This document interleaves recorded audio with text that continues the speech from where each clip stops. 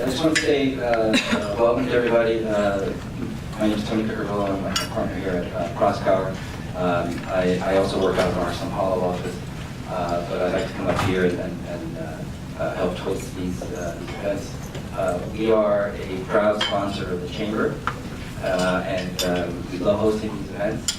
And hopefully the outlook will be positive today, and we'll have many more opportunities to host events in the near future. So with that, I'll hand it over to Paul. Good morning and welcome to today's discussion. I would also like to thank Crosspower for hosting the event today. These are turbulent times, and to me, that has followed monetary policy for some time. The great example is that this week is the week of central bank meetings. Yesterday, the Bank of Japan. Today, we have the FOMC. Then we have the Copom. Tomorrow, we have the Bank of England. But it seems like nobody is paying much attention to central bank meetings anymore. I mean, it's all about the politics, and this is, of course, the case in Brazil, and in particular from the economic point of view, which we will be touching upon a great deal this morning. I mean, the concern is what are the policies of the next administration and the outlook in that regard. It is important, however, to take stock of where we are. The economy began to recover from the recession, but ran out of steam already in the first quarter. The second quarter was worse, with the impact of the truckers' strike. Many of its effects have since reversed. But the onset of the political season, marked by unusual uncertainty, means that the investment boom expected for this year will not happen. Instead, GDP will be flat, expanding at about 1.5% in the year. Unemployment remains at about 12%, and in nearly all sectors there are signs of underutilized capacity. A reason why monetary policy is and will remain complicated. The main issue for 2019 and beyond is the state of the fiscal accounts and the public debt. Given a number of recent fortuitous events, the target for the primary deficit this year will be met or surpassed. With the devaluation, the nominal value of the stock of foreign reserves, expressed in reais, increased. By an odd accounting convention that needs to be changed, and I expected it to have been changed this year, but looks like it won't. This is expressed as a profit of the central bank. There's actually no increase or change in the reserve in dollars. It's just the nominal real amount that changes. So this change is transferred to the Treasury, and it helps offset the debt and capital charges. Then there are debt repayments from the BNDES and even underspent money in the ministries. These are all one-off effects, but they make life easier for the Treasury in 2018 and may even help allay fears that the 2019 budget would begin the year underfunded because of a legal constraint on the debt issuing capacity of the Treasury, the so-called golden rule. The truth is that the fiscal outlook is dire. Most likely, the next president will not be able to comply with the ceiling of expenditure growth set into law in 2017. Subterfuges will have to be found, and undoubtedly, they will be found. But without new initiatives, including the battered proposals on Social Security reform, the overall expenditure ceiling will bust, or the limits on earmarked revenues for mandated expenditures will bust, or the ceiling for debt issuance will bust, or all of them will bust simultaneously. This already in 2019, not to speak for the 10 years or so that it could take before the debt to GDP ratio regains a trajectory of stability. So far, investors are patient, even if they hold debt that knowingly will never be paid unless the fiscal conditions change. Obviously, we are apprehensive. We have only to remember what happened at the end of 2015, when the outlook for a debt crisis was very real. And that is why another crisis post the elections cannot be ruled out. We all need good analysis. More than a crystal ball, we need solid information and future-looking intelligence. This is why we are privileged to have this morning such an outstanding panel for today's discussion. They are exemplars in their field and pace setters for others to follow in our attempts to understand what's happening in Brazil today. I would like to thank them all for being with us. You have their bios in front of you. We will begin with the macro outlook, going then to the investment and broader policy perspectives to end this first round with the political outlook. We start with Alberto Gomes. Thank you very much. All right, so I was talking about the challenges that the Brazilian economy is facing and a significant amount of cyclical adjustment that has taken place. It took a recession of very significant proportions to deliver that adjustment. Today, inflation is low, rates are low, the current account has adjusted, but what is still work in progress is on the fiscal that was so well characterized by Powell. That is the main challenge for the next administration. And I'm an economist. I barely know anything about economics. I certainly don't know anything about politics, but it's all about the election and the administration that will emerge from that election. But if you're going to take a cynical view of what happened over the last 2 years and the disappointment with the lack of progress on the fiscal, you cannot be very optimistic about the future, irrespective of who wins the election. I think we need two things. We need to elect a president that is committed to deliver the fiscal adjustment, but more than that, we need to elect a president that has enough in terms of governability conditions to deliver the required adjustment. He needs to understand the need to deliver the adjustment, also be politically capable and able to deliver that adjustment. That can be two different things. You may elect a president that is committed and understands the need to deepen the fiscal adjustment and yet politically enabled. If you allow me to go back what happened over the last 2 years, we had a populist experiment that left very large macroeconomic imbalances in the economy, a currency that was overvalued, significant distortions in commodity prices, for instance, gasoline prices, electricity and others, a very large fiscal deficit of more than 10 percentage points of GDP, a very large current account deficit. Then, that eventually precipitated a political transition. Former President Dilma Rousseff was impeached, and we had a new president that was supposed to deliver the fiscal adjustment. If you go back in terms of the political attributes of President Temer, he's a very able politician. This is not a statement about his ethical behavior where he's more honest than the average politician. It's not about that. But he's an individual with significant political skills that was a senior politician for more than 20 years, that was able to establish a fruitful dialogue with Congress. He also picked an economic team of very high caliber, committed to deliver the fiscal adjustment and capable of doing it.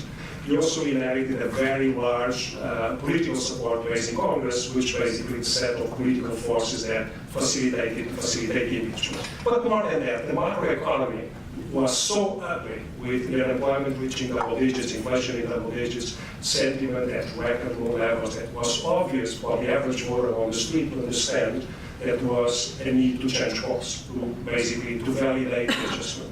2 years went by and very little happened in terms of fiscal adjustment. If you were to take actually a very deep look into the fiscal picture, one can actually argue that it's worse today than 2 years ago. So we had a president with significant political skills, a great dedicated economic team, a very broad political support base, and the right moment to validate the adjustment given how ugly the macro picture was, and nothing happened. Why are we assuming that all these things will happen post-election? I don't know who's going to be the next president, but I kind of somehow doubt that will be, from a political standpoint, more able and skilled than the departing president. Could be an individual, but again, this is not an endorsement of the ethical behavior of the president and other things. I'm just looking at the political ability, the political skills of the incoming president. Most likely the political support base will be significantly narrower than the political support base that supported President Temer at the beginning. The economy is now growing at a slow pace, yet inflation is low, so the sense of urgency may have disappeared. At the same time, I really doubt that you're going to have an economic team that is much better than the current economic team. The current economic team is pretty good. So it's not for the lack of able and committed politicians that the adjustment did not take place, or political and other constraints that did not facilitate that. Do we know that those political constraints will disappear after the election? Probably not.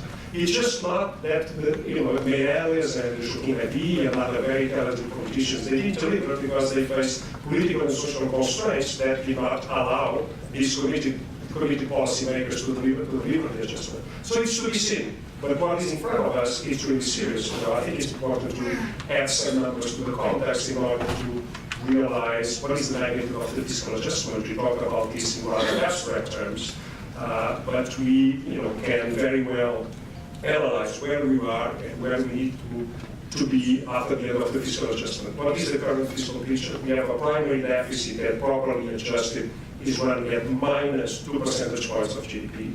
The overall fiscal deficit is 7 percentage points of GDP.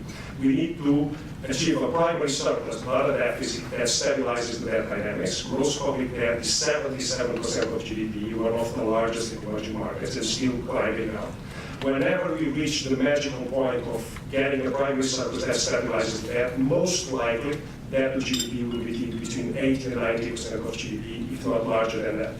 What is that primary surplus that stabilizes debt to GDP? Is about 2 to 2.5 percentage points of GDP. So we are at minus 2. We need to get to 2 to 2.5 to stabilize the debt dynamics. But we need to go beyond the primary surplus that stabilizes the debt, because you'll be stabilizing the debt at a very high level, at more than 80 percentage points of GDP, which leaves the country quite vulnerable and exposed to macroeconomic shocks, be it domestic or external. So basically, we need to recover the level of primary surplus that we saw during the Fernando Henrique Cardoso administration and the early years of the Lula administration, which is between 3 to 3.5.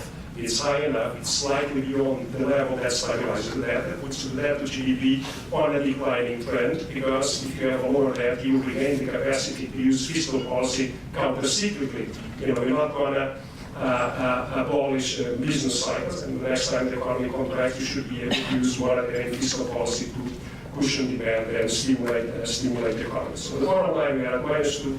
We need to get to 3.5 percentage points of GDP. We need to do still fiscal adjustment of 5 percentage points of GDP.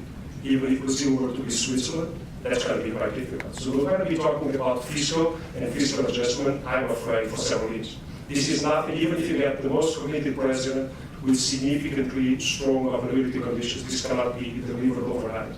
But we lost already a couple of years in that process, I think, and that is handicapping sentiment, and that's why the recovery is still so sluggish. There is still a lot of uncertainty and risk premium in all the assets, related to the lack of progress of the fiscal. All the macroeconomic stabilization gains we have seen over the last 2 years, all the asset price gains we have seen over the last 2 years can be compromised and eventually reversed if we don't do more on the fiscal side. Now, there's a lot of discussion about the Social Security reform. It's certainly a critical piece of legislation to deepen the fiscal adjustment. But let's make no mistake about it at the time. The Social Security reform is not an instrument of fiscal consolidation.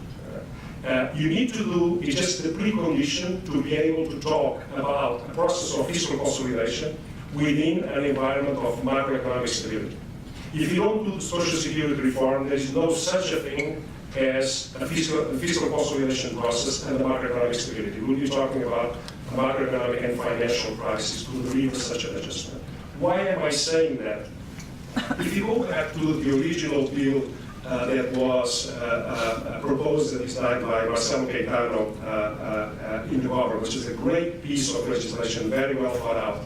That piece of legislation would have stabilized Social Security spending at 9% of GDP. So the original very strong bill, very well thought out, very technical, would have stabilized Social Security spending at 9% of GDP over the next 10 years. So if you stabilize Social Security spending at 9%, you're not contributing to the fiscal adjustment. Your contribution is to prevent a further deterioration of the fiscal baseline. Right? If you don't do the fiscal adjustment, if you don't do the Social Security reform, what is today a fiscal adjustment of 5 to 6 percentage points of GDP will be 10, 12, 13% as time goes by.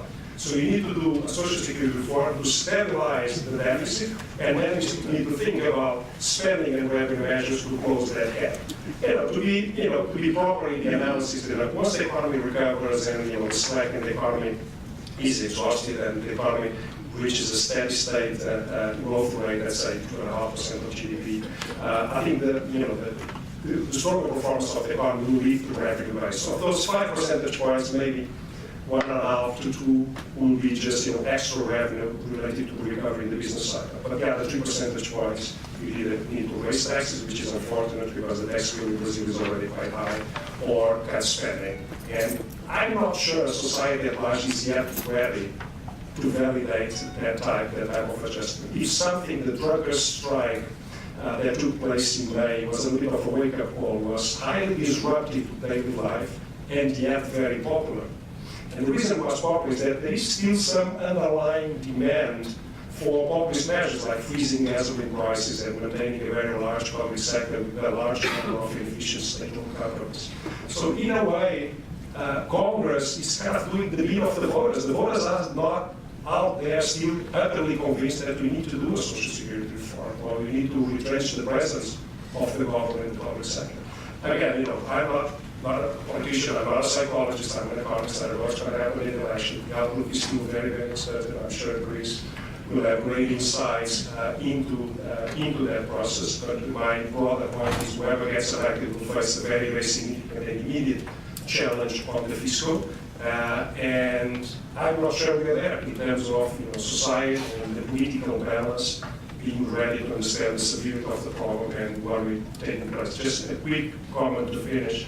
Argentina also went through a very difficult period over a few months ago. Argentina also needs to do and accelerate the pace of fiscal consolidation. Brazil has a much worse picture than Argentina on the fiscal side. We have much, much higher debt, and we have a much, much higher deficit. The debt is basically the stock, the accumulation of debt that was made by a succession of deficits, and the deficits to fall with the imbalance that we have on a yearly basis. But we have not yet experienced macroeconomic pressures like Argentina did, because fortunately for us, for Brazil, we have a very deep local market that allows the public sector to satisfy those large fiscal funding needs in a very deep local market. But again, that does not subtract from the fact that the debt dynamics are on an unsustainable pace, and eventually we need to get a little bit more serious than that this will. In terms of the macroeconomic outlook, a lot will depend on the outcome of the election. Thank you very much, Albert. I think that was a very, very, very thorough and excellent introduction to what is really the critical issue, which is the fiscal outlook, and how we continue this discussion. Please, House. Good morning, and thanks to our hosts. The outlook for Brazil, well, if you look back and thinking about over the past 40 years, what has happened? Brazil has been struggling, except for during the Henrique's time of the second mandate, actually, not even the first, and the few first years of the Lula mandate, with the mounted boost from China. Over the past 40 years, Brazil has been struggling. And I'll stop and go with progress. How many countries in the world can boast that they have jailed the corrupt president? How many countries have passed the left, the way Brazil did? Max was just about to, believe it or not. So Brazil has made, even institutions have made progress over the years. But if you look back, Brazil has struggled. So if you look forward, what do you think is going to happen over the next 4 or 8 years? It's not going to be easy. I'm not that concerned about reforms, maybe less than Alberto, because to me it's a matter of price. You get more market-friendly government, it will be done, probably less than either of course, at a lower price. We have a 3.5 just to throw a number. If you don't have a market-friendly government, it will have to do it at 4 or 5. I think it's a matter of price. There's no way out of it. A government cannot survive without it. So, of course, it has important consequences, and for the concerns that Alberto has. Because to me, you have to think of Brazil going forward. It's going to be It's not going to be a smooth ride. I think the population has to make its mind up. Do they want to be capitalist? Do they want to be social? Do they want to be democratic, but just when they favor them? So I think Brazil's going to be in this soul-searching long cycle that we've been through. Just focus more on markets because Paul suggests me to focus a bit more on the consequences on the currency. I already said that it depends on the president. Will it come back? I think so. By the way, the options market is pricing already 420, so 420 is largely expected by October. So if you have a bad outcome, you could go further. The probability of a bad outcome has gone down. As perceived by markets, the zero-left coalition seems to be losing momentum. It's still to be determined whether Alvin will pick up the steam or not. But from 10 percentage points, I would say that distribution is in his favor. What's going to happen? You have to choose between a president that will have a mandate. Both presidents will have a mandate, but one will probably have a stronger, more structured support from Congress. The other will be tentative. So if Alckmin takes it, I think against the 350 or below, who is with the path for him to implement reforms. If not, at high pressure, he would have to coalesce and send the Congress to do it. But for how long? So to me, the outlook with market-friendly government will be smoother.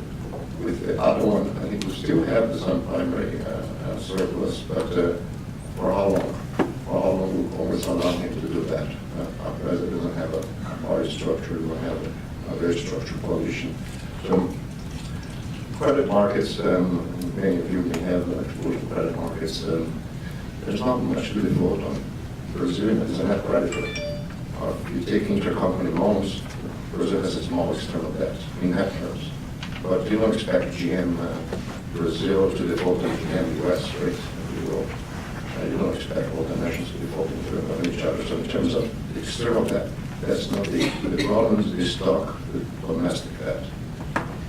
Brazil is leveraged on the public side, and it needs a swing of 4 to 5 percentage points of GDP to stabilize the debt again.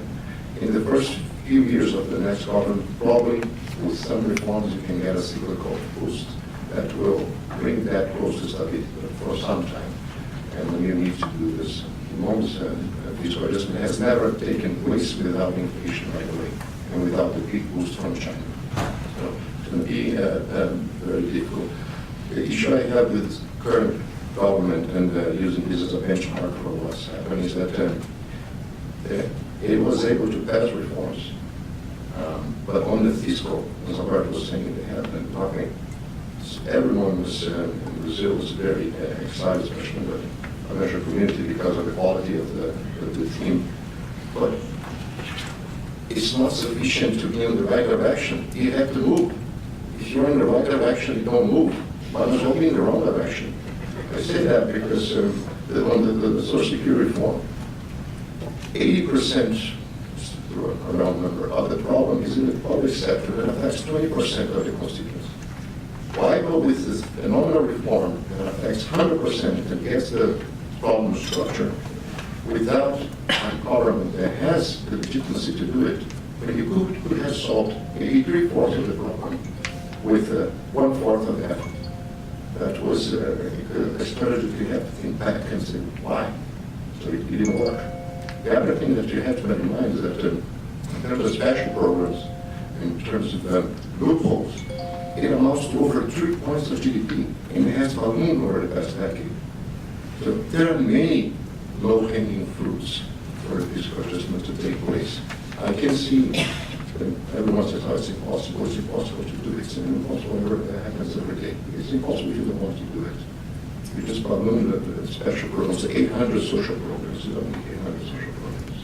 So I think with some political effort and some, in one case, probably has the conviction, the track record, you will get closer to what needs to be done.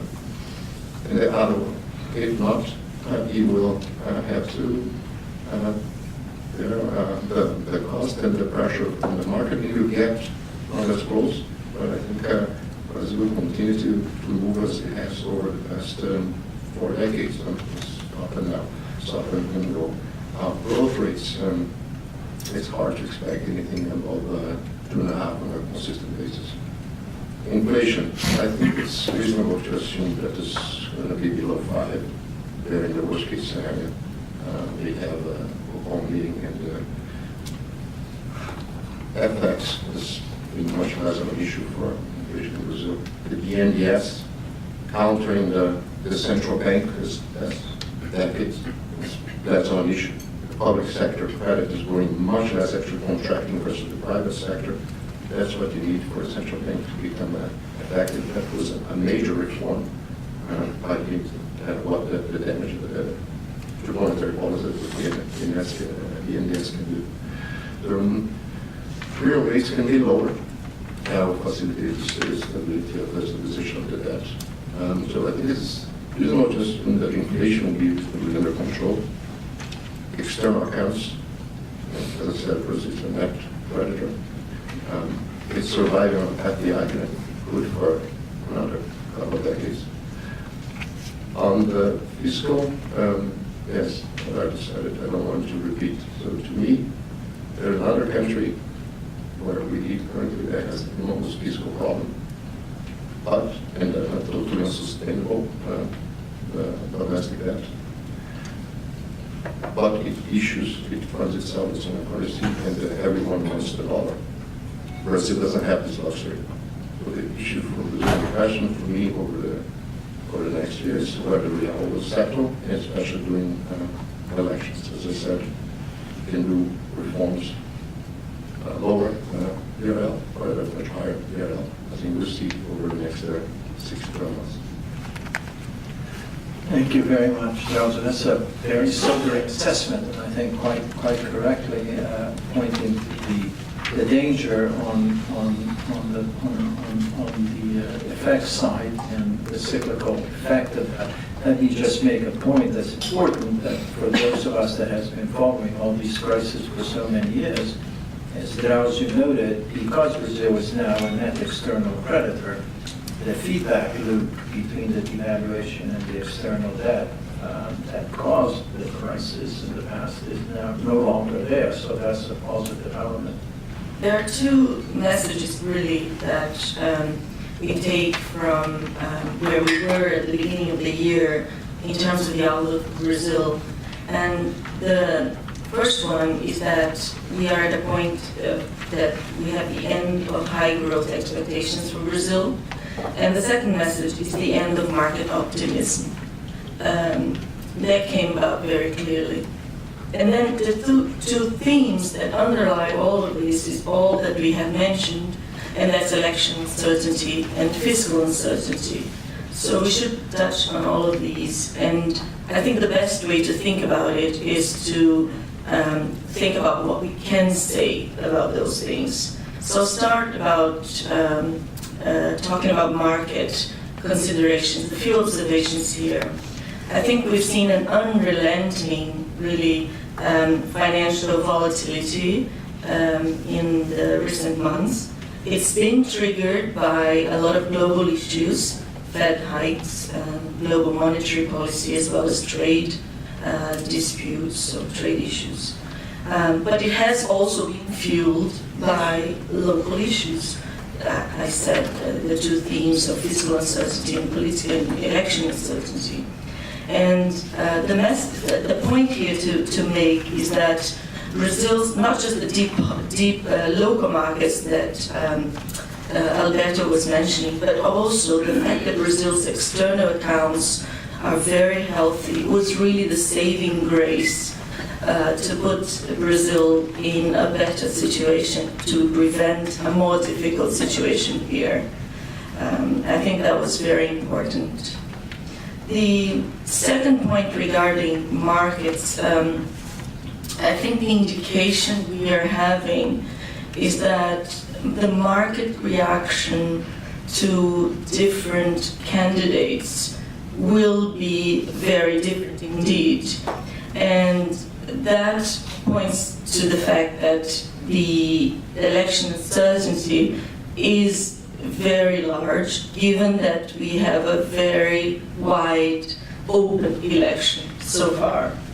So the spectrum seems to be, and that's all anecdotal, obviously, none of us have a crystal ball, but the spectrum seems to be that among the candidates, the prevailing candidates, a win by Bolsonaro or Marina would imply a mild market reaction. A win by Ciro Gomes would come with a severe market reaction, and Alckmin would bring unequivocally a positive market reaction. So that's a bit how the market's positioning themselves or thinking about it. Of course, Chris will address a lot of this, and we are still very ahead of polls and a lot of what we're still going to get in terms of election noise or election signals. A little bit about the fiscal risks, because that's really, there's some things we can say, and that's really the big thorn in terms of economics for Brazil. As Paulo mentioned, the progress there has been a lot of progress in fiscal adjustment in Brazil and with the government of President Temer, despite his low popularity. But the problem is that public debt to GDP continues to grow. What this means is that we really need a reversal of a structural deterioration on the fiscal side. I mean, that's really rephrasing all that we have been seeing here. So just a little window here to recap a little bit more. So since 2011, what we have had was a divergence in the public accounts in terms of primary expenditures and primary revenues as percentage of GDP. Until 2016, when we had a shift to some convergence, and then we had some, good policies in terms of tax hikes and spending controls, including the cap on expenditures growth. However, what we are saying here is that this was not enough to reverse the negative trend on public debt. Public debt continued to increase. It's worth noting that the increasing public expenditures here was mostly due to non-discretionary expenses, those that the government has no power. That's why we're talking so much about Social Security and Social Security reform. So the fiscal solutions really require Social Security reform. And the reason we say this is because the other solutions are fairly inadequate at this point. So an increase in taxes are already high, and privatizations would have a very limited impact at this point. A decrease in spending, the margin would be very low as well at this point without a reform. Increasing growth, well, and it's unlikely given the external drivers and the domestic drivers.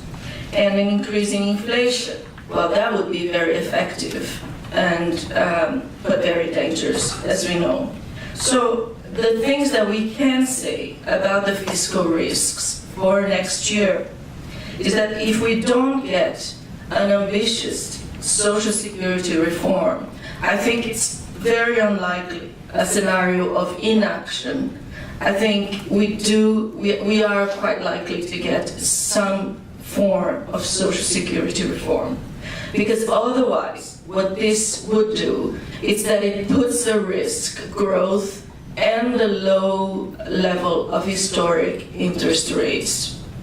And I think that we are in a different situation now, in that there has been a public campaign regarding the Social Security reform and some wider acceptance countrywide about the need for Social Security reform.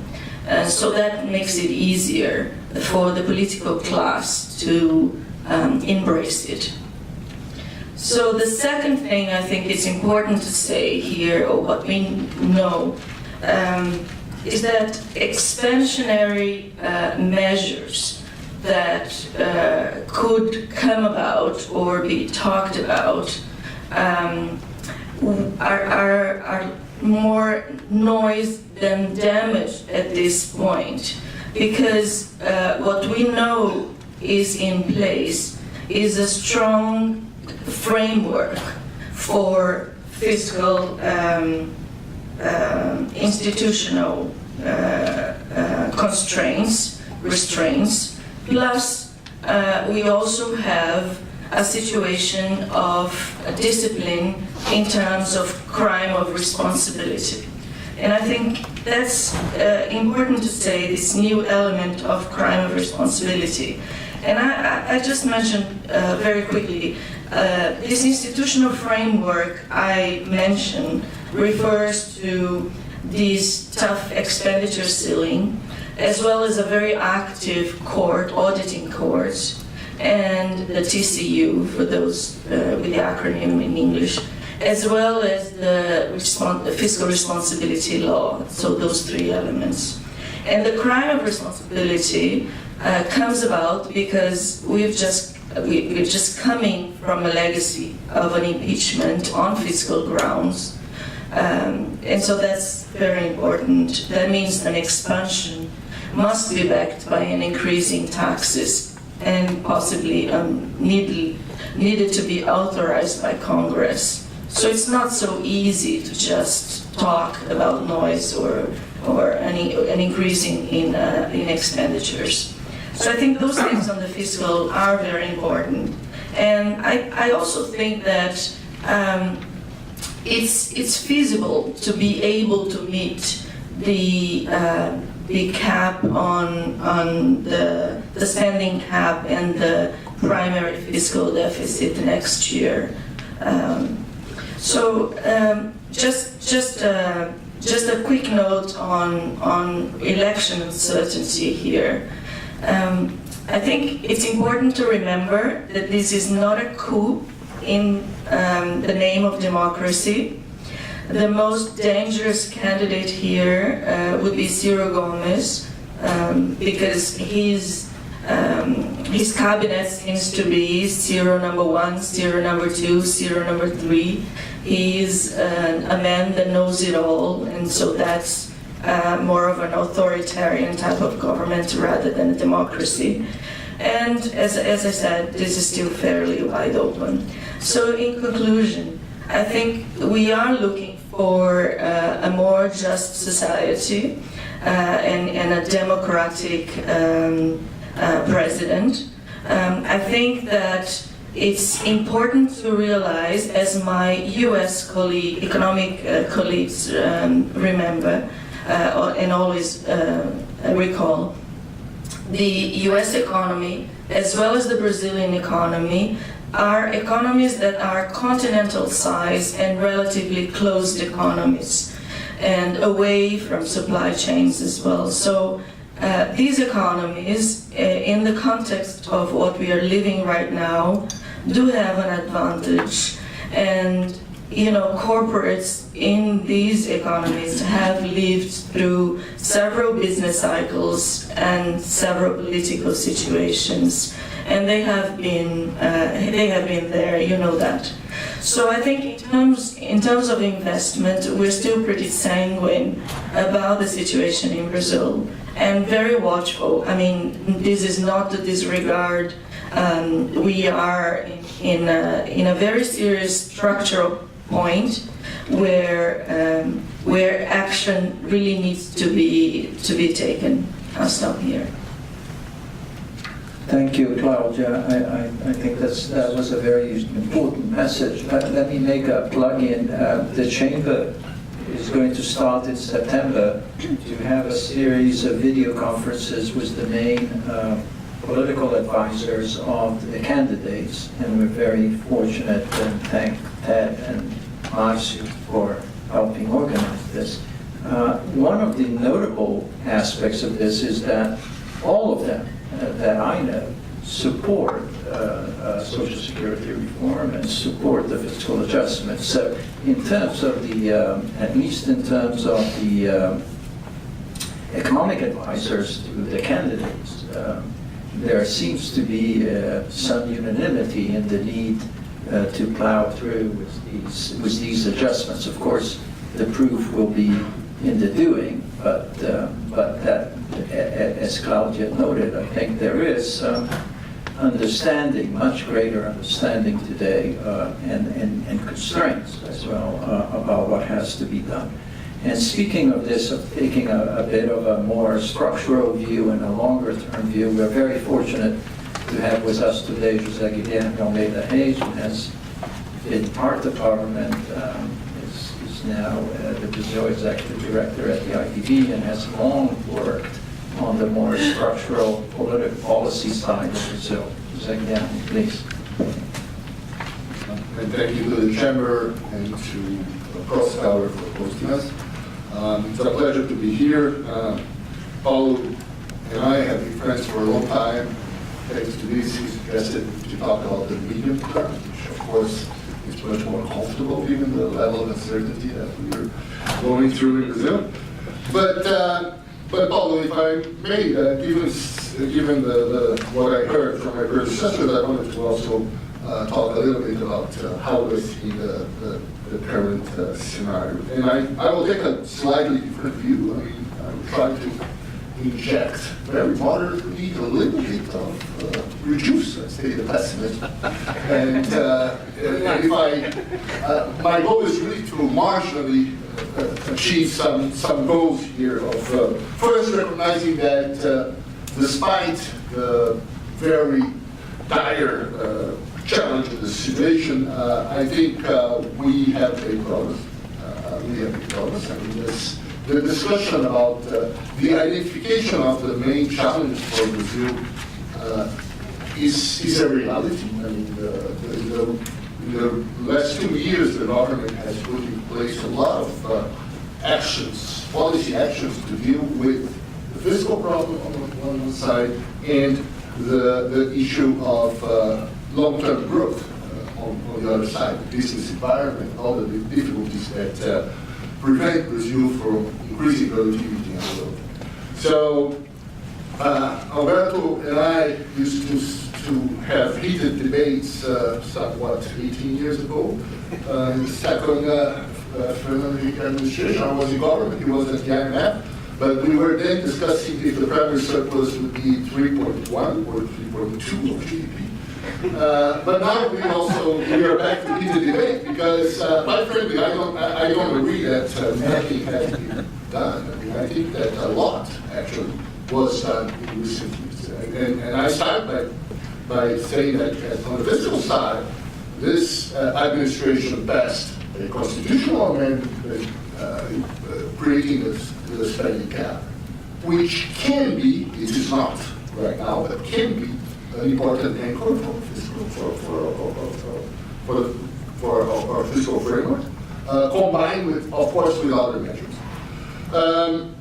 Also on the fiscal side, trying to address the issues of the rigid spending that has been with us for ages, constitutionally guaranteed social commitments and the generous pension benefits.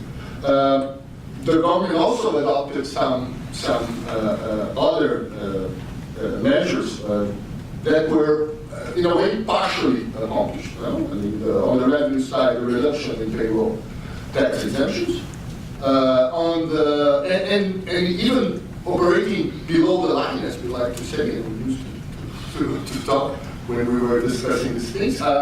Below the line, things like the new interest rate for BNDES, which, believe me, for those of you who know Brazil quite well, this is not an easy, something easy to pass. And everything, all these measures were adopted, and quite frankly, we have been making progress in this situation. Of course, the main reform, the most important reform on the expenditure side, which is the pension reform, given the fact that pensions is the main structural driver of spending rigidities, was not accomplished. But the good news is that, when reforms like this will be accomplished is precisely, the fact that a government with only 2 years was able to pass so many reforms is an outlier.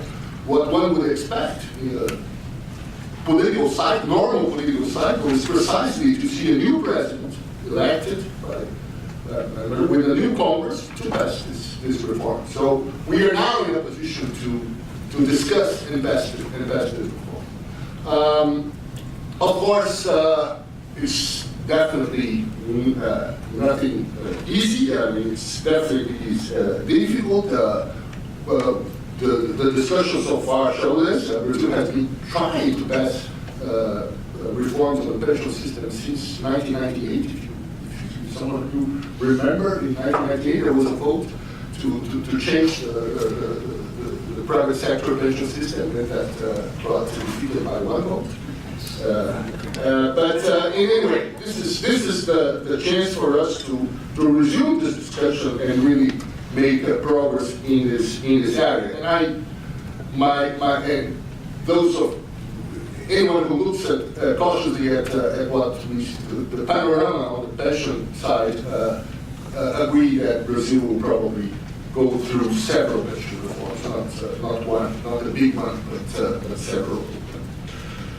So on the fiscal side, we still have, and I agree with Alberto here, we have a huge challenge on the significant adjustment. Instead of discussing the decimal part of a relatively high primary surplus as we used to do, now we have to make a turnaround of 3 to 4% points of percentage of GDP, which is definitely a huge task. We did this. I was involved. I'm proud of in the second Carlos administration. We moved from 0 primary surplus to 3.5.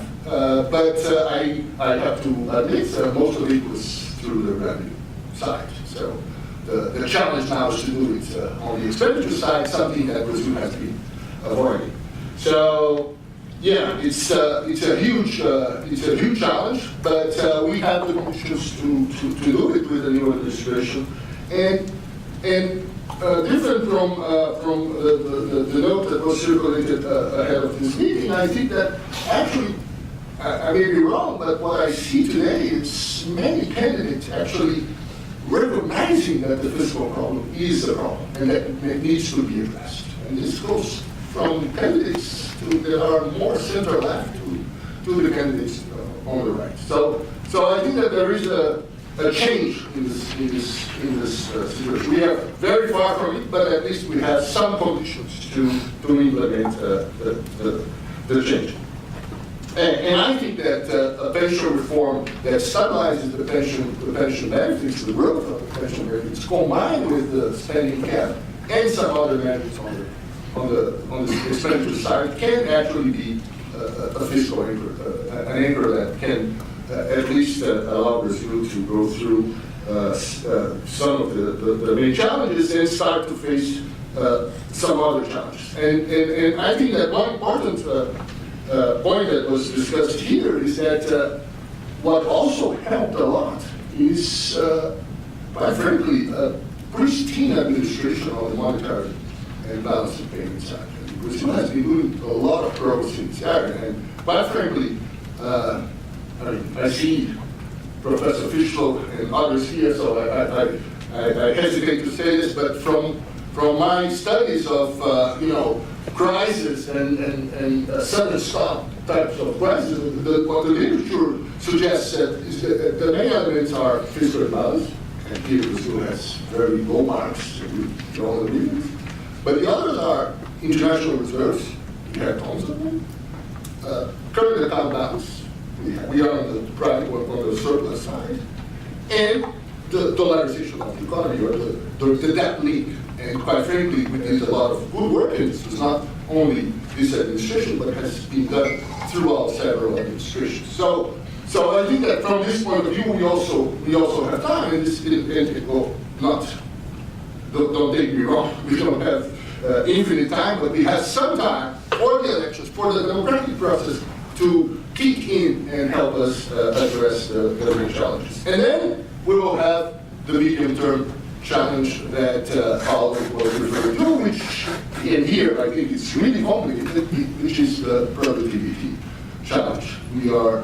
Brazil has been struggling, productivity per worker has not been growing, TFP has been stagnant for the last 10 years, total factor productivity, and definitely this is an area where we have been postponing actions in this area because of this sort of fiscal dominance. So here it's really a challenge for us because, and I agree with my predecessors that the fiscal issue will dominate the debate of economic policy, about economic policy for a long time. So we will be constrained to discuss the issues of how to increase productivity, which are related to infrastructure.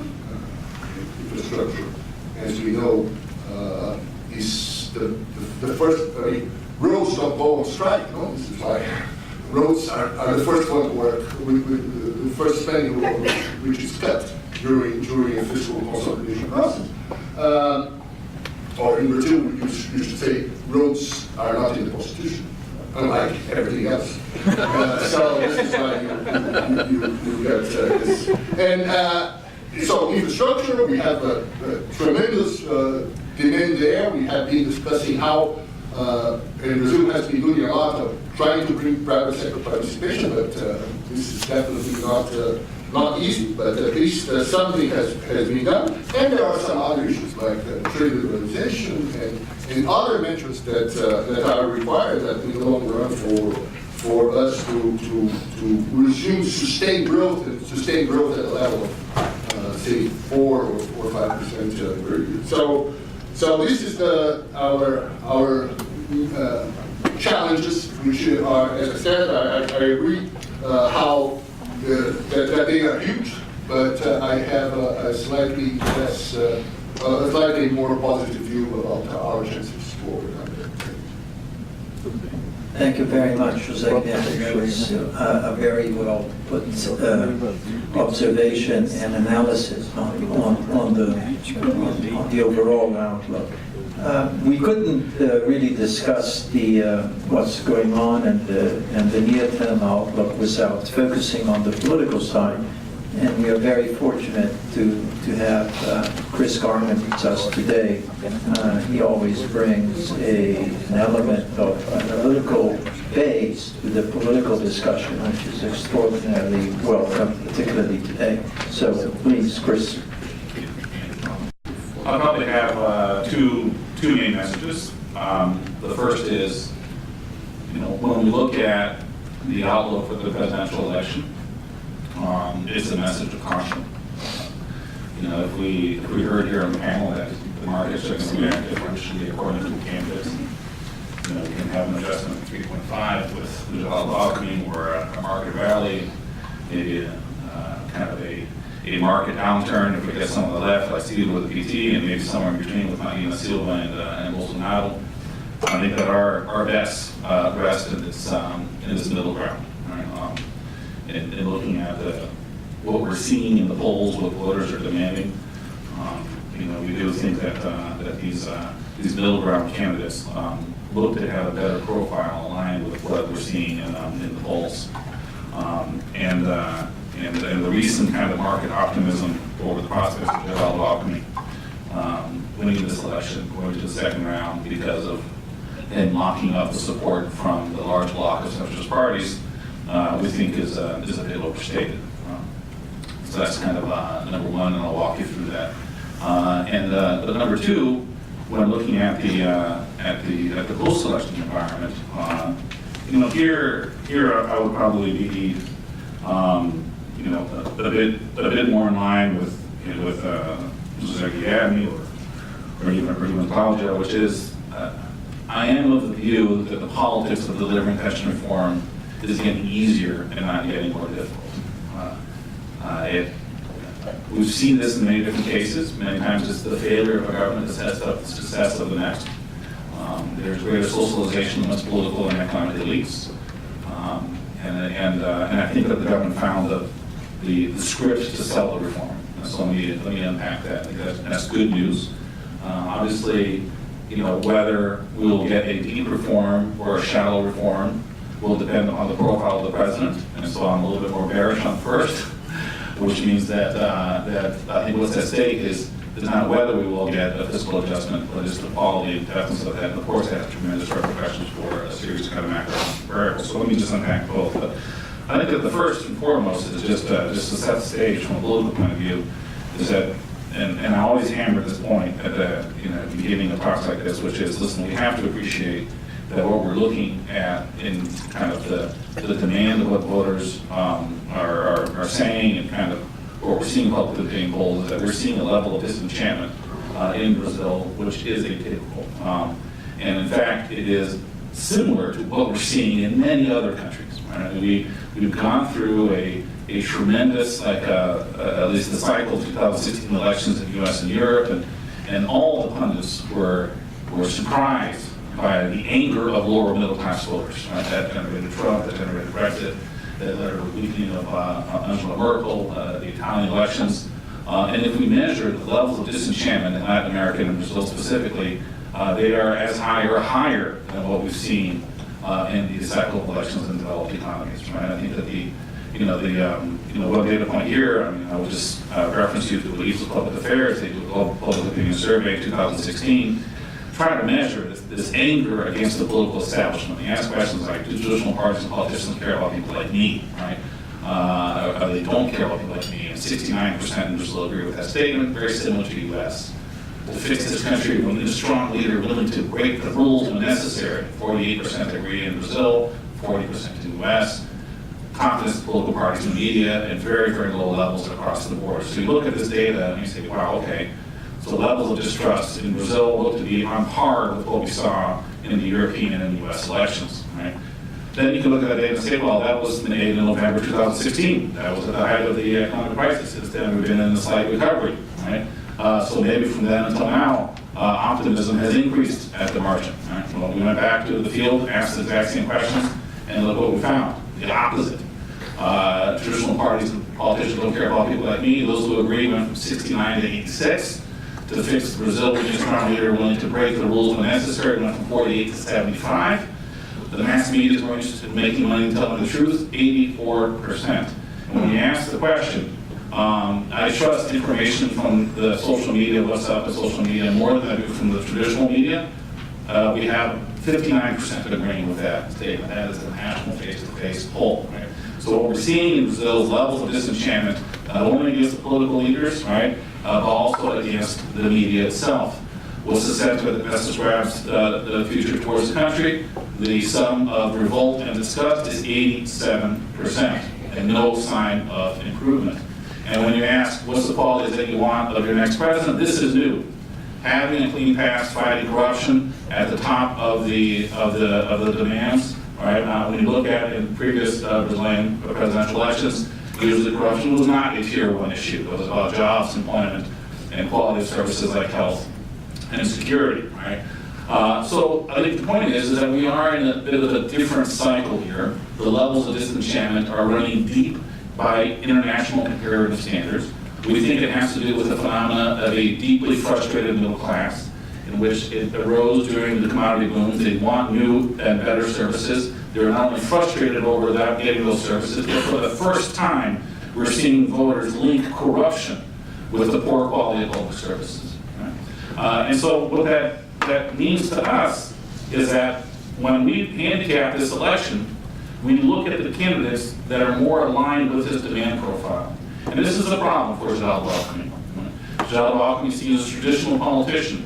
When you do kind of some qualitative questionnaires, he is a bit more associated with the issue of corruption in comparison to his peers when you take out Lula, right?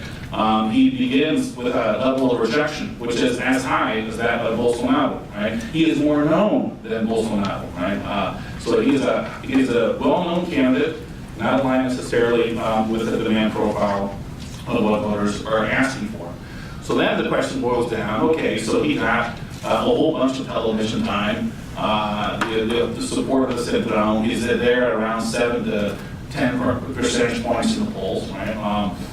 Is that enough to catapult him to the second round? I think the answer is no, and on two reasons. The first is not only because the demand profile isn't very good, and when you look at it from a comparative point of view, what were the preconditions of which candidates were able to grow when they had a lot of television time? Usually there are two.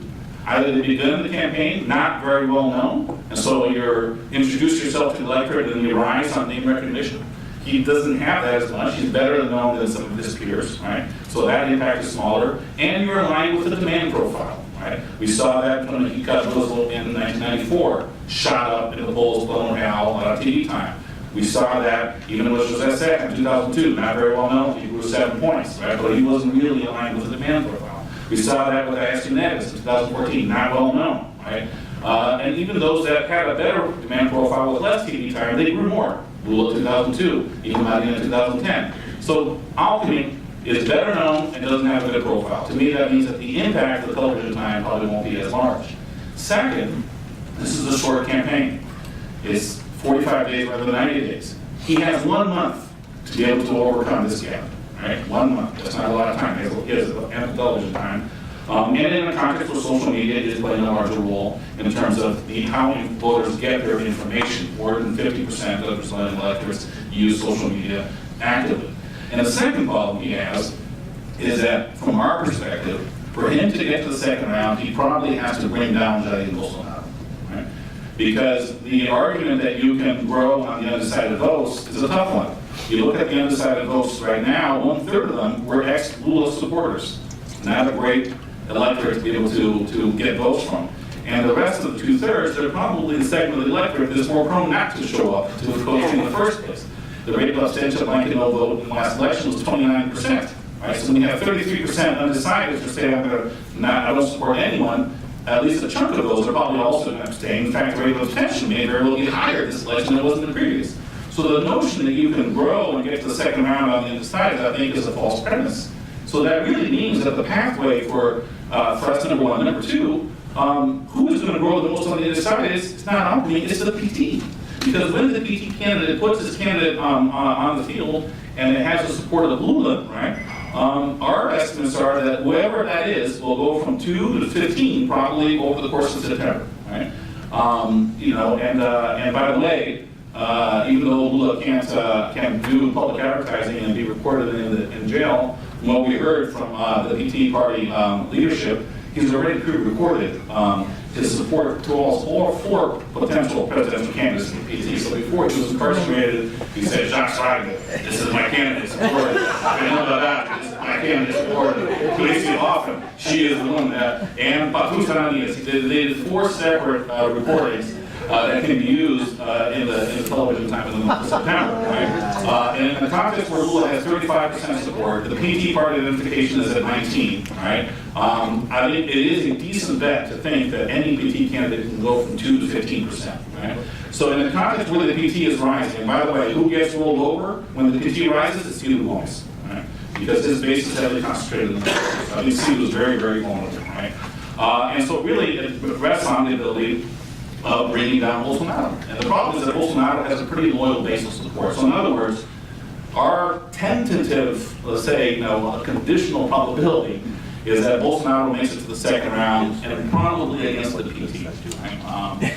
It's a tough call. It is, I would say, it's a 60-40 call whether Bolsonaro makes it. So Alckmin's chances hinges on bringing him down, right? But that means that we're headed towards a potentially highly polarized second round. Now, the final, let's say, constructive word, and we can maybe tackle on Q&A, so I can stay with my intent, is that the good news is that I am a bit of the view that the politics of pension reform is getting easier. And you know, that's absolutely correct. You had a president that had a large coalition, he had a great economic team, and he didn't get it done, right? But we really noticed a difference in Congress over the past year and a half, that legislators, I think, are more socialized to the diagnosis of the fiscal challenge and the opportunity cost management. So that is a difference, number one. Number two, let's not forget that Cramer came pretty darn close. He was 2 weeks away from voting it if it wasn't for the JBS scandal. JBS scandal came, 2 petitions to investigate on the prosecutor's office. He reintroduced pension reform in January of the election year, and he was 60 votes shy, right? That's extraordinary for a president with 9% approval ratings, right? 60 votes shy. And finally, the government found the political script. The political script is that you have to have the target of privileges of the public sector elite. The narrative at the beginning of the trying to sell pension reform was, listen, the system is broke, we don't have money, the debt's going to skyrocket, if we don't do something now, we're not going to have a pension in the future. Well, this kind of anger, it doesn't fly. Because the answer is, you guys have been stealing my money for all these years, now you're asking me to work longer, receive less? No way, right? But when you say that it's not fair that a public servant can retire at 52 years of age and receive a full pension while you have to work all your life and receive a pittance, we need one rule for everybody, that flies. And that actual narrative, and the party leaders were picking up on that, and they started to hammer that in the second half of last year, and public opinion polls show that those who were against pension reform dropped from 66 to 44%. Those who were in favor still stayed low, so it's not as if it's not equivalent to saying that voters want pension reform, but at least you found a pathway to try to get it done. So then the question is, are we going to get a president willing to work with Congress? And that's the problem, because we're probably going to get someone like Bolsonaro or Medina, right? And they're not going to want to distribute cabinet positions to maximize the coalition in Congress. And then the Senate is going to say, we'll do pension reform, but give you A, B, and C, right? And then the president will say, I'm not going to give it to you. Then you're going to have a stalemate, and then markets are probably going to react. But I think that we're going to have incentives, given the background I described, or the market opportunity cost not doing so, that some kind of deal is going to be struck. It's not going to be a great deal. I very much think we're going to have multiple, let's say, pension reforms. Obviously from a market point of view, that has important repercussions. But I do think that we are going to at least move in that direction. The fact that all presidential candidates and advisors are saying that we need pension reform, I think it speaks to this growing consensus, which we shouldn't underestimate entirely as well. Thank you, Paul. Thank you very much. This was an excellent set of presentations. I'm sure we have a lot of food for thought. You can please prepare your questions. But I would first like to give the speakers a chance to do another briefer second round so that they can comment on what they heard.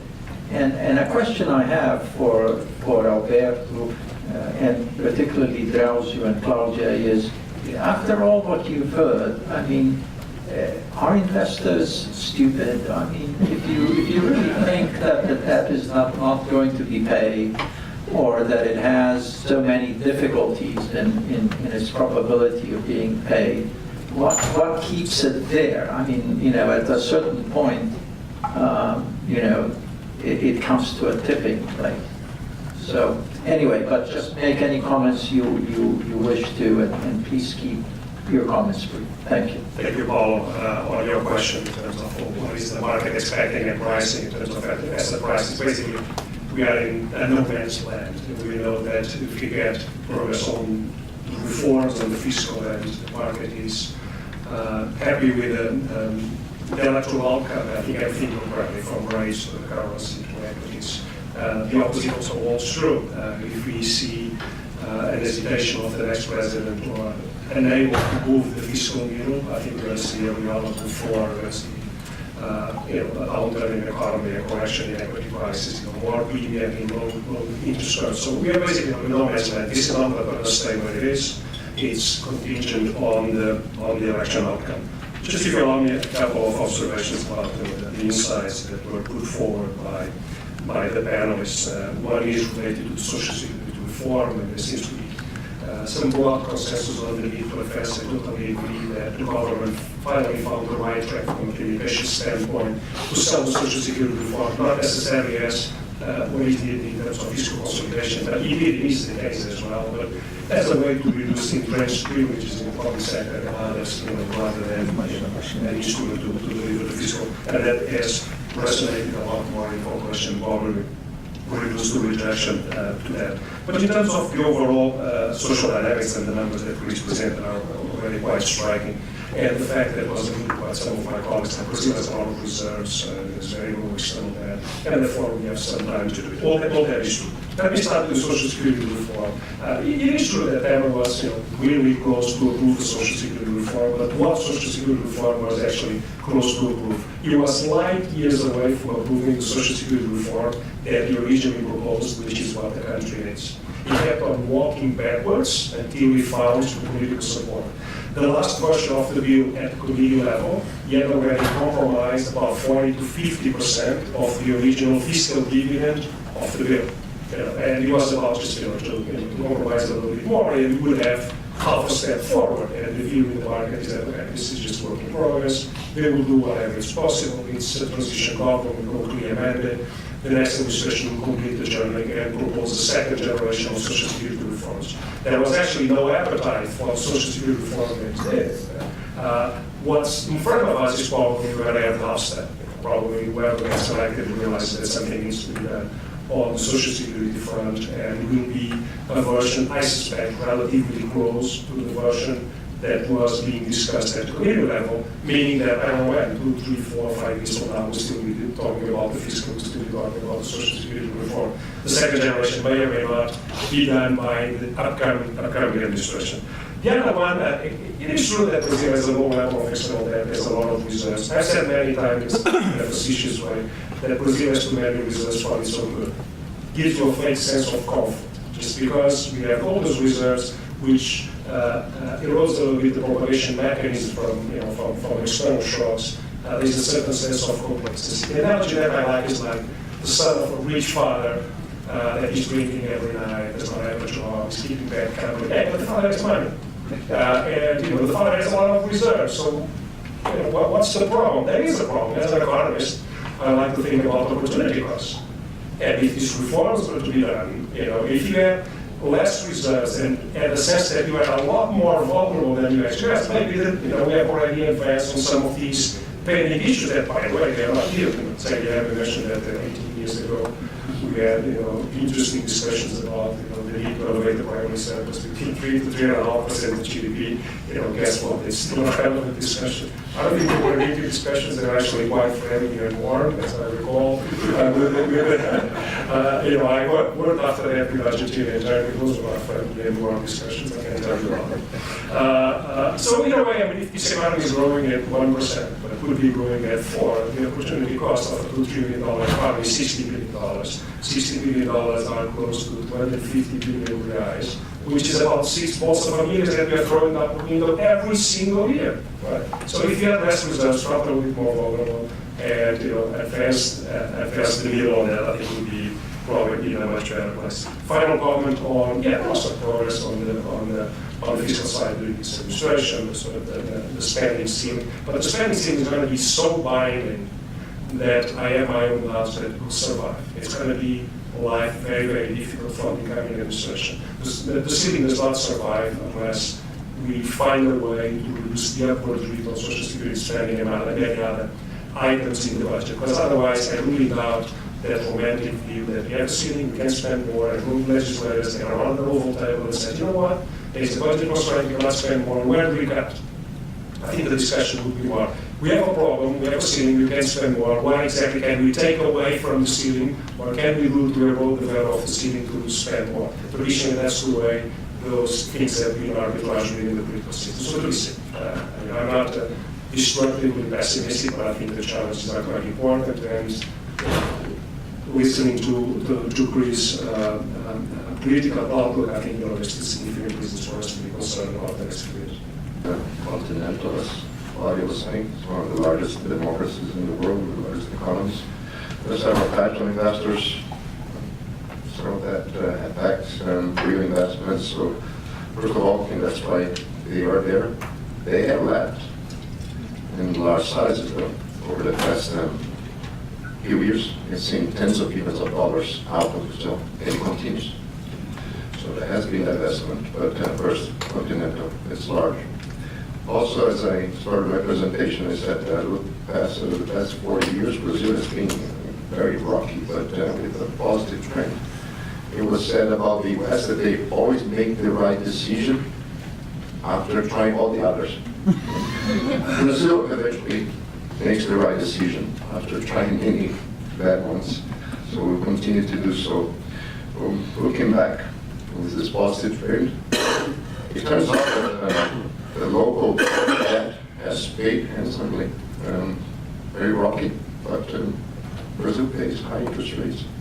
External debt hasn't been a default there. And look back, high yields, high coupon, still paying, and very likely to be good because even if they wanted to, I think they won't be able to default external debt over the next 5 years. There's nothing to be paid really, but they will. So to me, the question is where the position in the cycle. Should you be long Brazilian currency at this point? It's very likely that it goes up about 4 over the next, because I think this scenario will be priced over the next month. So that will pick up, alchemy will pick up, will be a horse race. People will be very concerned. At 450, would you still be buying dollars? Probably rates around 14%. So to me, again, it's a reform will be best, I guess, probably the top quality, but there's enough pressure, with enough fire in the right place, I think the president will move. So I think it's going to be rocky. Having said that, for financial markets, we look back, because we used to offer a lot more free. With inflation better anchor because of better policies, with external debt better anchor because of higher reserves. The premium is less, but the premium is less across the world. So I think that's still the fact that the grass can be grayer on the other side. I think is positive for Brazil. Thank you, Claudia. Just to make 2 comments, reinforcing what Jose again was saying, that we think that it's been very positive, both the credit reform, the change on the subsidized credit rate, the TLP, away from the DJLP, that we think it has been very, very important. And the second thing, also the labor reform, with implications that we might still be seeing ahead. It takes time. And then the second comment is to bring the element of global external conditions here. I think one of the themes, one of the issues this year that we pay most attention is really global conditions, global growth, global monetary policy. And that has been a big driver for the performance of risk assets. And on that regard, I think there's a bit of the debate out there. I think that global growth has plateaued, but it's robust. Global monetary policy, what we have is it's a divergence between Fed, ECB, BOJ. But what we really have is the Fed mostly hiking rates in contrast with everyone else, pretty much. And we have the trade disputes, which may or may not be resolved in the near term, or it's more likely a medium term to be playing out in these, say, balance of power issue between the United States and China. So the verdict is still out. It depends on whether the U.S. economy is a late cycle economy or not, whether the Fed hikes rates more or less, and takes more of the opportunity for investors to put money in risk assets or not. We still have a rather constructive view on risk assets, but I think this has been more important than some of the nuances if I may say so, on some of the local issues that have been playing out, and what may be configured as complacency in about some of the dynamics, the local dynamics in countries. Thank you, Claudia. Zaguilher. Thank you, Paulo. Just a couple of comments. I fully agree with Claudia, and I forgot to mention that labor legislation, the change in labor legislation is also an important change. And another sacred cow that was somehow addressed. The CLET went back to 1940. CLET 94.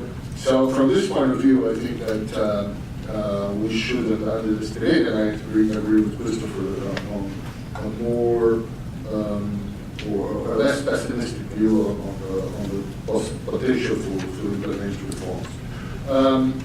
And I also wanted to agree with Christopher on the political script, and the political script being about focusing on the fact, and this, to my mind, this doesn't, it's not restricted to the pensions reform. It's about the fiscal consolidation in Brazil. It's the fact that there's a lot of fiscal spending for the rich in Brazil, for the elites, where you name it. So in any country you find it, but in Brazil it's quite large. So the true fiscal consolidation reform will have to address this issue in Brazil. The World Bank came up with a very strong report. It's called Ajuste Justo. I don't know the English name, but I think it must be a fair adjustment.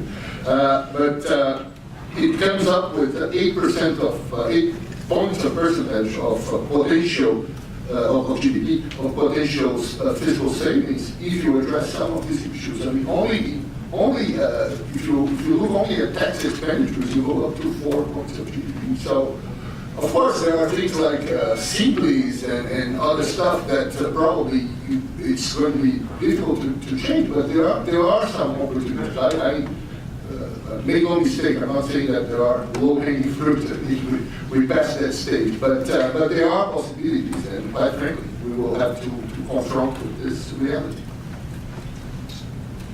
Thank you, Zaguilher. Chris, and when you, if you could, if you look at the polls that are spontaneous polls, where people just ask them, who will you vote? No question, other questions. You have something like 60 or 70% of these people who say that consistently that they don't know, they don't care, and they won't vote. So what does that mean in terms of all of this polling, and how certain can we be about all of this? Very good question. I just clicked on the slide here for the spontaneous vote results, and what you have is, 10% support Lula, 12% support Bolsonaro. Everybody else is 1 or 2, and the rest are blank, null, and undecided. So, what this shows to me is, I think that the 2 things I can take away from that. The first is that we're probably going to have a higher rate of abstention, blank, and null vote in this election in comparison to the previous election. The previous election we were at 29%. This election we're probably going to be, ballparking it. This is not precise.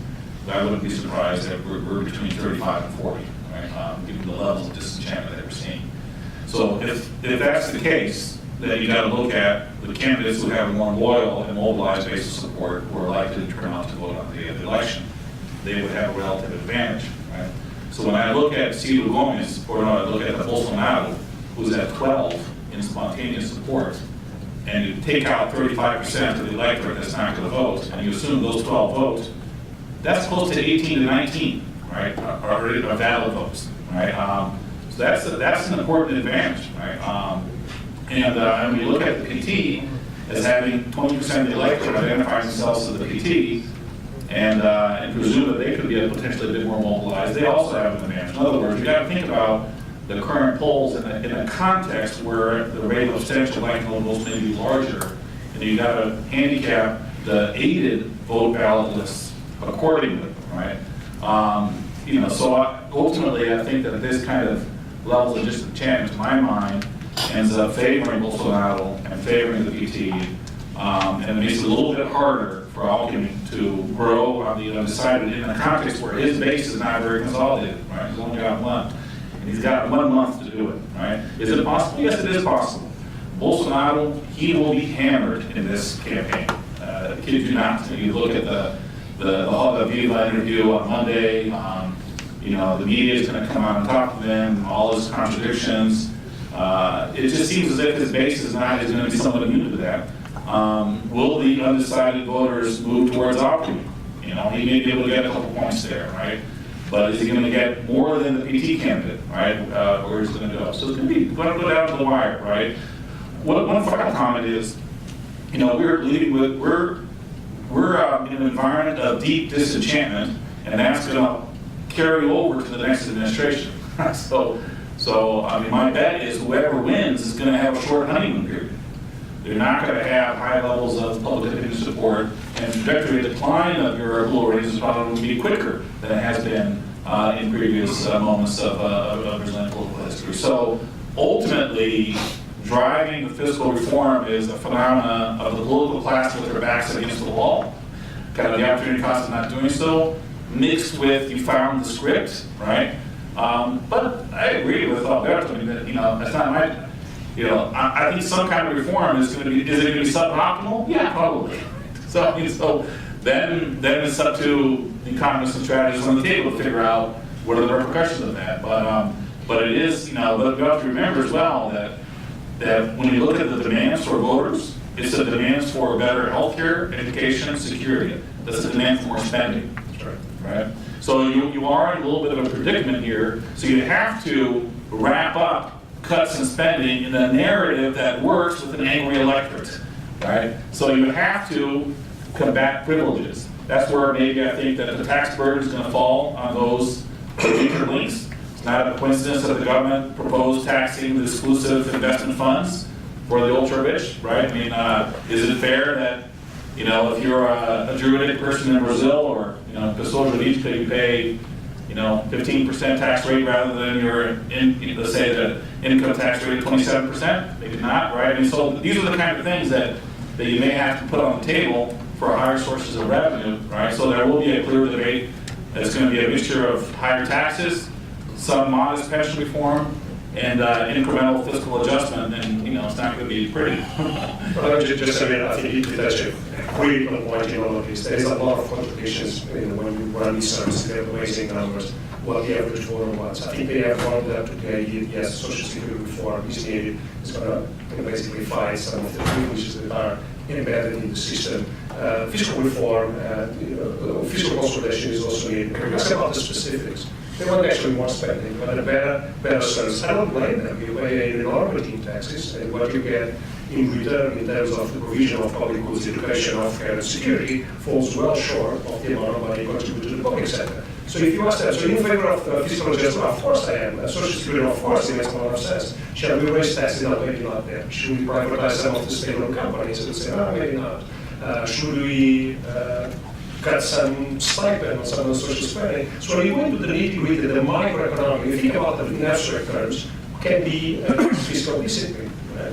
But when you go into the specifics, you find a lot more resistance to the liberal adjustment. Although I would say, just to be precise and kind of the language I used, I don't think the public supports pension reform. It's not there yet.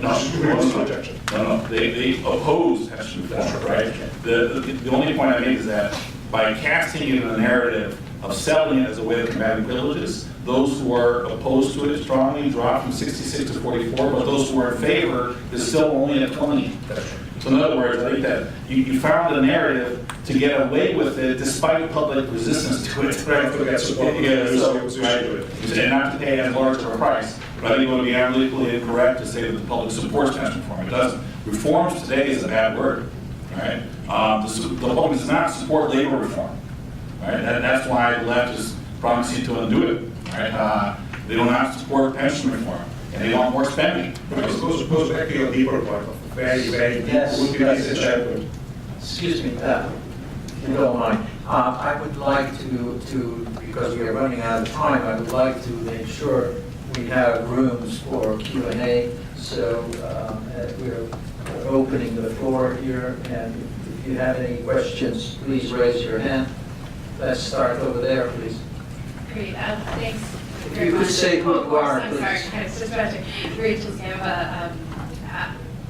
Thanks very much for the discussion. I wanted to raise a question about something that was brought up earlier, which is the question of FDI, which has been very strong in Brazil. Some of it maybe one-off stories, either because of privatization or some asset sales. How are you thinking about that? How going forward? And are there any policies that you've noted across the different camps relating to state-owned enterprises like Petrobras or others? I know there's been a lot of challenges in some of the asset sales, particularly in the power sector. Or is this just another example where there's not a lot of detail yet, as we're expecting? Thanks. Thank you for the question. So I will ask Zaguilherme to speak about FDI. Oh, okay, so let's do that. That's a very good idea. So let's remember that. Let's collect a few other questions. So we have a question on the FDI and its composition. Let's go for another one, please. Thank you. Thank you for the panel. This is Juan Navarro-Sagos with Lord Evan. So on the fiscal side, you guys all highlighted the challenge of fiscal investment, the magnitude. You guys discussed how hard it is to take some of these privileges away, change taxes, or reduce spending. Alberto and Nestor highlighted that one way to get fiscal is an inflation tax. You raise inflation and you can get rid of some of the adjustment. That works clearly on the debt side, because most of your debt is in local currency, about 90%, so you can definitely decrease the debt stock. You'll get some benefit on the revenue side, but can you really address spending with inflation? Because isn't most of it indexed to inflation? So how much can you really get in terms of your fiscal adjustment with an inflation tax? Thank you. Any other questions at this point? Yes. Hi, this is Carlos Costa. My question goes to Christopher Garland. It's about the political disenfranchisement. And we're talking about the next president not necessarily having support in Congress that is expected. However, what's the expectation as far as renewal in Congress? Okay, let's try to answer those three questions. So just to remind you, back to the FDI question, that has two components. What keeps it going and what are some of the structural characteristics of FDI? And the second, do we know anything about the FDI position of the candidates? Then we had a question on the inflation tax, which is a very interesting question. And last, we had a question for Chris, a specific question on the political side. So let's start with Zaguilherme, and then perhaps we can go to Chris on the politics, and anybody else, Alberto and Grauzio on the inflation tax. I think on the FDI story, I think as previously discussed, Brazil offers opportunities for firms or entrepreneurs, and quite frankly, FDI has been steady in Brazil for many years and able to finance balance of payment deficits when we had it. They definitely, you have several types of FDI coming to Brazil. So certainly the fact that you have a more than slightly overprotected economy also makes firms to prefer to jump tariffs and come to Brazil and produce locally to the heat market. But also opportunities related to natural resources and the big market that we have. So yeah, I think that this is not, and this is, to my mind, I don't think this is something that is being discussed in the campaign. Of course, the discussion is about privatization, and there you have the usual Brazilian approach to privatization. Nobody is pro-privatization before the election. But at least in what I saw in this discussion, but perhaps Christopher knows more about it, there is some opening to privatization in some facilities. And this is linked to the fact that I mentioned that at least it is present, it is very clear to several candidates, including some of the put there in Christopher's slide as anti-reformers like Steve Bonds, that the fiscal problem needs to be addressed. So I'm not sure what is, I'm not saying he mentioned, I'm not implying anything on his position on privatization, but there is a link to the need to address the fiscal problem.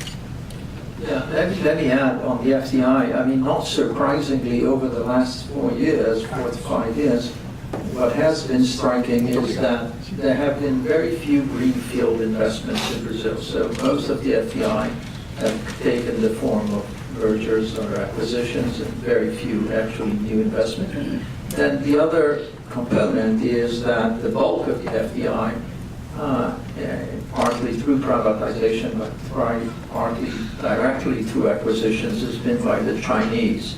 And this is a growing concern. In fact, there is I think next week or just when the Congress is back, they're going to discuss, there's going to be a big discussion on this recent wave of Chinese investments, and there's some concern about that.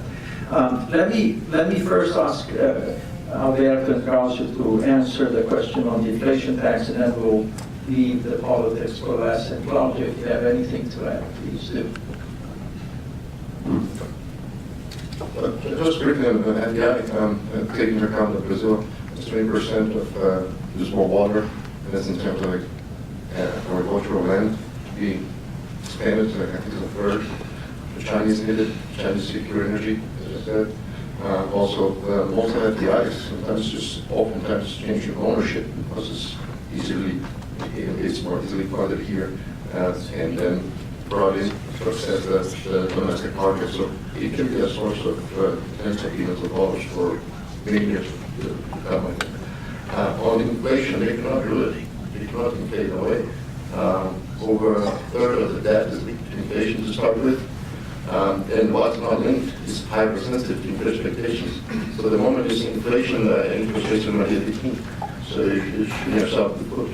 There's no inflating away. Of course, in the moment of price, you can just print money. You're not before you're going to inflate away, but it's a deeper crisis, the deepest ever that you would see. What they have to do is, again, this is fighting the privileges. Go over, as I mentioned in the beginning, you have an increase in since Dilma, of 2 points of GDP in Brazil subsidizing soft drinks, and they couldn't. That was debated recently, and they couldn't get away with it. They couldn't get rid of it. What's the benefit of making people fat? Really? And so that's the kind of, I think there are some low-hanging fruits there. So that's the type of, so it's 2 points of GDP with we could get from this some taxation. Why not tax funds that they at some point were paying 10% net of taxes? So I think there are some, you have to go that way. So it's an incremental process in the beginning. You have to push it so some low-hanging fruits, not a lot, but you have to continue to push because there are many privileges out there. But one thing that you have to keep in mind is that you don't have to inflate it away. As long as expenditures grow less than GDP, you'll be fine. So you have to do enough to make the cap binding. I think it's doable, but it's some effort. The FDI is solid, steady, 3 percentage points of GDP, nothing to write home about. It's a $2 trillion economy. The small and medium economies, as a share of GDP, attract a lot more FDI. Paul is right, there's a lot of retainers and change of ownership. We'd like to see more greenfield investment, but it's steady and solid and fully finances, comfortably finances the current account. The inflation question is a very interesting one. That's kind of the default scenario. We need to do the fiscal adjustment. If we try to solve the problem by equity induction, I'm quite positive 5-10 years from now we have done the fiscal adjustment. I just don't know exactly how, but I know it's going to happen. One is proactively the new administration is capable of proposing enough measures to deal with the fiscal adjustment, no matter how gradual, but it happens, and that's the market-friendly scenario. The other one is the distress one. The market senses that it's impossible to do the fiscal adjustment in the quality and the speed that is needed. That generates a market correction. The exchange rate overshoots. After that comes inflation. Will inflation deliver the fiscal adjustment? No, it's a very important instrument to do it. The probably is right. There's a lot of indexation on the debt. And you are also right. There's a lot of indexation on the spending side. But guess what? There is a lot more indexation on the revenue side than on the spending. So if that is the case, maybe the rate of inflation that is required to deliver the adjustment is much higher than in economies where you don't have indexation on the spending side. But in a high inflation environment, in the context of a crisis and a renewed recession, that's when decisions that are being made. So inflation is the trigger to build the political consensus to do what now seems quite difficult to do. And to Chris's point, the public sector lost the moral ground and legitimacy to ask for austerity. Given all the corruption cases that have been uncovered, given all the inefficient spending we have seen over the last few years, for the average voter to say, what, you are asking me to pay more taxes? You are asking me to relinquish some of my benefits, even if it is a privilege. That is the rejection. It's an anti-establishment sentiment linking the social and political dynamics and that rejection of the establishment that makes it very difficult to deliver that type of adjustment. So I think, again, inflation is a unique, it's socially regressive. Certainly should go that way, but its default is the market forced adjustment that may lead to a path of high inflation and absolutely on the adjustment in itself by collecting the inflation tax. But it's the crisis environment that forces the head of the legislature to validate things that up to now they've been quite reluctant to do. Chris? Thank you, John. The political question was more, we're talking about the presidential race and what about Congress, right? What's going to be the profile of the next Congress? And here, we're at an interesting conundrum because part of my line of reasoning as to why we may not get a traditional reformist candidate winning is that we have a very short campaign, right? 90 to 45 days, not as much television time as in the past. And we have a very poor campaign because the Federal Supreme Court prohibited the ability of companies to donate money to campaigns. So we're going to have anywhere from 70 to 80% reduction in the amount of money that's going to be financing these campaign cycles. The presidential elections last year, 4 years ago, Dilma, was able to draw over 200 million reais in campaign contributions, and now there's a cap of 70. Right? So kind of a poor campaign and a short campaign that doesn't help the establishment candidate. But in Congress, that prohibition is going to have the inverse impact. It's going to help the incumbents getting reelected. Why? Because it's absolutely fascinating unintended consequence of this decision of the Supreme Court. Because once you prohibit company money to political campaigns, then what happens is that the strategy of political parties changes radically. When you spoke with party leaders 4 years ago, they would say the number one prize is the presidential office. The number two prize is the governor's office. You can appoint a whole bunch of people and board patronage. Number three prize is the senator's office. The number fourth prize is the lower house. And fifth, the chamber of deputies, state assemblies. Right? Now it's inverted because this financial survival of political parties depends upon having a larger slice of the public kind of electoral and party funds, right? Which is about 1.7 billion reais to be spent on political parties, and you have the party fund that you distribute on a regular basis. What is the most important criteria to distribute your official electoral party funds? It's the size of your caucus in the lower house. Right? So the parties are saying, we got to put our big guns to elect federal deputies. That means that we're going to have our experienced politicians, ex-senators, ex-governors, trying to have a high name recall to be able to bring votes to the lower house. We're going to allocate a larger share of our official party funds to fund the lower house races, right? Because that's where our financial survival rests. And if you're a federal deputy, and the rate of re-election of federal deputies will go up. Every electoral cycle, about 30% of the lower house doesn't run for re-election. Our bet is that a larger number of deputies are going to be running for re-election. and they're going to have a slice of those official funds, which will vary between what we're hearing, 600,000 guys to 2 million guys. So if you're a challenger and you've got to run against, you can't count on that official money.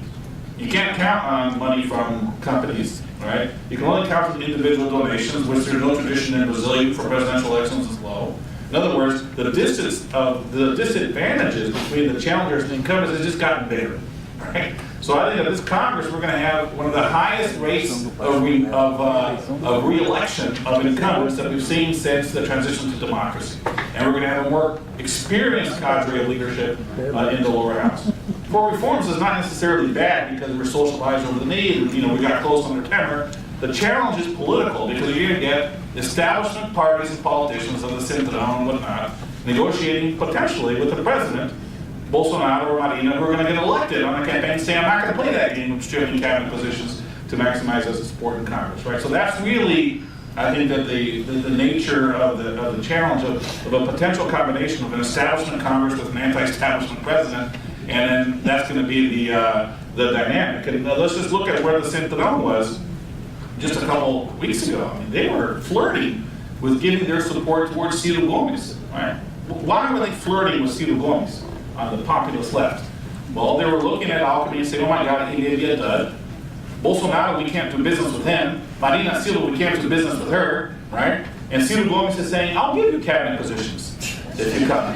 And so then parties which were ideologically not aligned with him were considering making an alliance with him. Now, ultimately, they backtracked. Some say it's because they wanted it as a bargaining strategy, but there was a true, in other words, the value of pork and passion is still very large for this legislative base, right? So then the question is, if Bolsonaro comes in, what's he going to do? Is he going to give ground? I think that what's going to happen is Congress is going to have to lower their price over what they demand, and Bolsonaro is going to have to give something in terms of execution of amendments, maybe second-tier positions, some kind of equilibrium, similar script, but a different narrative is Marina, right? But that's going to be absolutely fascinating political challenge because of the profile of the Congress is that going to be maybe different. Yeah, we were just discussing another incentive for many of the people, incumbents, to rerun that would normally not think of rerun, is that they could otherwise go to jail. So, there are a number of politicians that are really running primarily for that, and they probably be elected for the reason that Christopher said. And Paul, that may happen for senators. They're going to run for election in the lower house because it's easier to get elected in the lower house than the Senate. So we're going to have following senators. Any more questions? Yes, please. And then, Hi, if you could pick one number for the currency, 3.5 or 4.5, go down, what would it be? Within 6 months. 4.5 in October, and then probably 370 by the end of the year or early next year.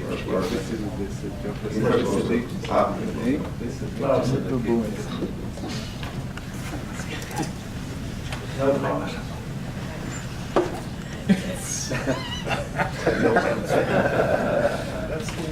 It's all yes, all All right, so you can see there is non-tremendous conviction. Joe. Wait for the... Well, thank you for an excellent conference, Sean, or Tigers Financial Partners. My question is extremely simple. We talk about Brazil being a closed economy, US high, Finland, supply chain economies, and so forth. But there is an opening on the world, which is the commodities, which are extremely important. Maybe we can see, for example, copper is hitting sort of falling the wall, minerals are coming off, growth fears, and so on and so forth. So what do you think the impact will be of this on the Brazilian economy? Because this is an important part of the economy in terms of the export receipts. So what do you think it's actually going to do? If we really do have trade fears, correct, and the commodities do start to seriously tank, contrary to all of those predictions went online. What do you think is actually going to be the impact, or do you think this is really at this point a dummy variable considering the entity of the other problems of the Brazilian economy? Claudia, you want to talk on the commodities and then Zeg? Zeg. I think that one way to look at this would be to see the impacts on growth of the big economies, you know? And if China accelerates because of the trade war and so on, and growth will, there will be a total of growth in China, and this will definitely impact the demand for commodities, the demand for export, for Latin America in general. Actually, the IDB is coming out with a report very soon on the macroeconomic outlook for the region, and one of the topics is actually the trading. But here as well, the scenario is more like Brazil, in the sense of the uncertainty. You know? I mean, it's very difficult to think how will the trade war play out in terms of the impacts on our economy. Any other comments? Room for another question? Arturo, did you? No. Any other questions? Please, Andre.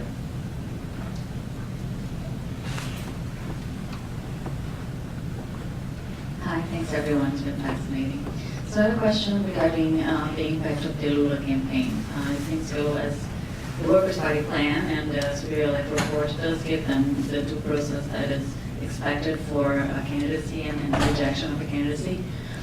He's probably going to get 2 or 3 weeks of being a candidate before the rejection comes through and he is considered not valid. So I was wondering how you consider that that scenario will impact all the campaigns while he's doing that, and also if the markets are expecting, already preparing for that to happen and seeing the volatility that might come with Lula being a candidate for 2 or 3 weeks until early September. Christopher. Yeah, no, that's You want to say something about the markets? That's a good question. I mean, the timing of when his candidacy is going to be discarded is still a little bit up in the air. What we're hearing from the ministers on the board is that it may come pretty expeditiously. So he'll give his bid on the 15th of August, and it may get rejected before the end of the month. And it's not very clear whether you can have recourse to the fellowship report or not. Right? To be honest, I actually think that the PT, even though they're going to go through all the motions, they're probably rooting for a quicker resolution than a slower resolution, right? Because so that you can begin the free television time in September already with your successor candidate picked. I would probably bet on that, right? So he'll have close to a month to be able to campaign for that candidate, and he probably won't be able to appear on television time as a candidate, right? Because the TSC is already also making clear that he can't campaign on a candidate if his petition isn't accepted, right? So a little bit of a limbo. Some are arguing that this indefinition will make it harder for the PT candidate to rise because you have too short of a time period to support that idea or Josh Slotman to rise in the polls. Again, I think that what's going to help is the very quick resolution that we're probably going to get from the courts. And I don't want to let this hang for too long. Television starts at August 26th. Yes. August 26th. Oh, by television. So We 35 already days campaign before after the the registration. And quick on the market, I think the secondary, it's primary one that you expect some bingo. Primary one is whether we have PT and Bolsonaro in the second round, and Alckmin and Bolsonaro. That part may take the difference before PT. If Alckmin makes it, instead of PT, I think that's much better scenario overall. I think that's the Aí ganha. Contra o Bolsonaro, acho que ele ganha. A chance do Bolsonaro é só.